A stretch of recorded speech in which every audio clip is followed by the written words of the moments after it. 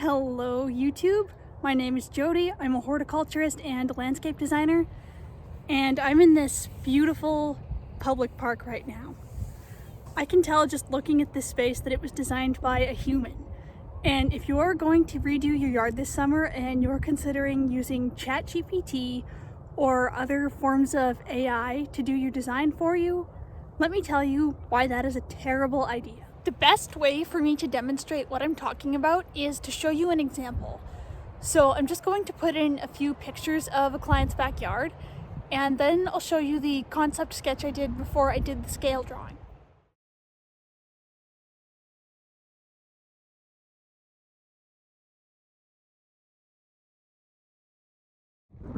All right, now that you've seen those images, let's talk design. There are a few important things we need to pay attention to.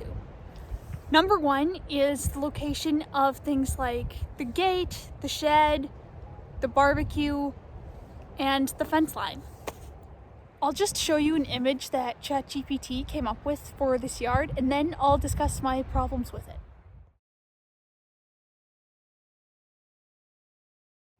The second thing that's important to note is just how many different weed species there are in those images. The homeowner wanted the weeds eradicated and wanted a design that could suppress them long term. ChatGPT is not going to be able to tell you all the best ways of dealing with each one of those weeds. It is not going to know which ground covers are going to work in your location. It is not going to know which type of mulch is best for your site. It just doesn't know. Another problem I have with this design is all of the loose gravel in the walking areas. I do like gravel for certain applications, but not for this one because, as I said earlier, the homeowner wants these weeds eradicated and he wants to be able to use his backyard. And if you have gravel in your backyard or you know someone who does, you know what a tremendous pain it is trying to keep it free of weeds. That's going to be a nightmare to maintain within a few seasons. Another big problem I have is the placement of the trees, especially near the shed and along that fence line. If you remember from the images I showed you earlier, there is a gate near the shed, and that tree to the right of the shed is going to grow up. It's gonna block the gate partially. It's probably going to get in the way of the shed. And the trees in the main plant beds near the seating area are also going to outgrow that space within a few years. It's very, very important when we choose plants to account for their mature sizes. It's going to save you a lot of time and a lot of heartache down the road. My other issue with those plant beds is they're just way too crowded. Nothing is going to have room to grow. You're not going to have room to get in and maintain your plants. You won't be able to perform tasks like weeding, pruning, deadheading because you just don't have the room. To me, the plant placement in this image feels very scattered and not very well thought out.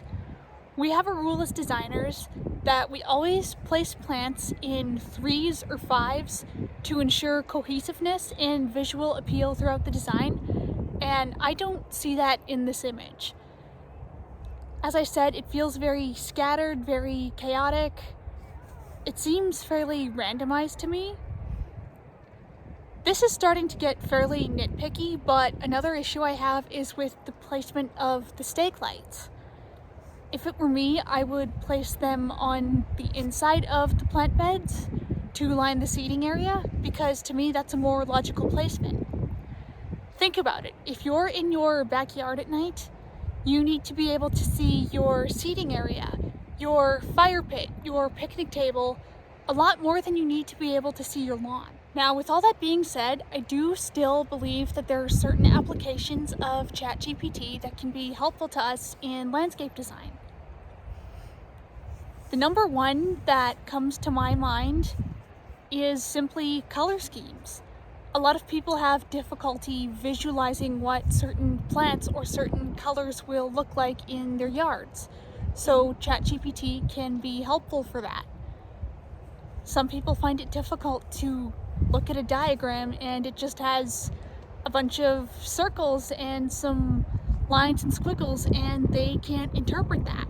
So ChatGPT can sort of interpret it for them. Another application I find useful is generating suggestions of materials. If you're debating between things like planters, pavers, edging, decorative mulches, that can be another helpful application. If you're somebody who doesn't have a thorough knowledge of plants, AI can help you by giving you a list of plants that are going to bloom at different times throughout the season and give you extended seasonal interest. It can tell you the best times to prune certain plants. It can tell you the nutrient needs of different plants or things like light and water requirements. However, do be careful with this because at the end of the day, it's AI, it is not perfect by any means, and it can make mistakes.